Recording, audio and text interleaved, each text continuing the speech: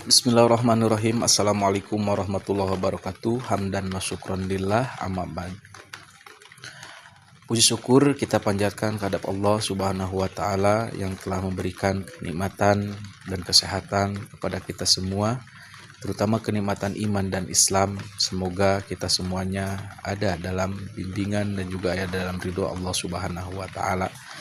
Tidak lupa yang saya hormati Bapak Pengampu Muhammad Tholib Alawi SSYME yang telah memberi tugas, dan alhamdulillah saya selaku mahasiswa memenuhi tugas daripada beliau yang saya hormati, yaitu mata kuliah Ulumul Hadis, dan memberikan judul yaitu tentang faktor penyebab pemalsuan hadis, yang mana alhamdulillah tugas presentasi Ulumul Hadis faktor penyebab terjadinya pemalsuan hadis, yaitu insya Allah akan dipaparkan dan juga akan belajar untuk memaparkan faktor tersebut. Nah, pendahuluan. Hadis merupakan sumber ajaran Islam yang sangat penting setelah Al-Quran. Namun, dalam perjalanan sejarahnya terjadi pemalsuan hadis yang bertujuan mengubah makna dan ajaran Islam. Pemalsuan ini tidak terlepas dari berbagai faktor yang melatar belakangi, mulai dari pertentangan politik, fanatisme golongan, hingga upaya merusak agama oleh musuh Islam. Dengan memahami dan menyebarkan ajaran Islam yang murni dan autentik.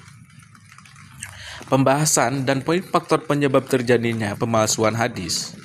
Pembahasan pertama yaitu kenapa terjadinya pemalsuan hadis? Karena kepentingan politik, seperti pertentangan politik antara kubu tertentu yang mendorong pembuat hadis palsu untuk mendukung kelompok atau pandangan mereka.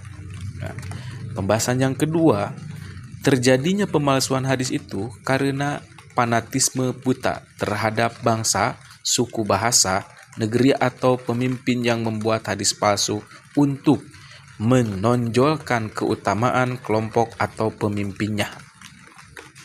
Dan berikutnya, karena adanya perbedaan pendapat dalam masalah fikih atau ilmu kalam yang memotivasi pengikut mazhab tertentu membuat hadis palsu untuk menguatkan pendapat mereka. Dan juga terjadinya faktor penyebab pemalsuan hadis itu pula, yaitu upaya menjilat atau mencari muka kepada penguasa dengan membuat hadis yang menyenangkan penguasa demi keuntungan duniawi. Dan yang lainnya, faktor penyebab pemalsuan hadis yaitu adanya usaha dari musuh Islam atau kaum jindik yang ingin merusak akidah dan agama dengan menyebarkan hadis palsu untuk menyesatkan umat. Dan selanjutnya, faktor penyebab pemalsuan hadis karena sikap lunak dari para muhadis yang terkadang menerima narasi lemah atau rekayasa untuk menyebarkan pesan positif, walaupun hasilnya adalah pemalsuan hadis.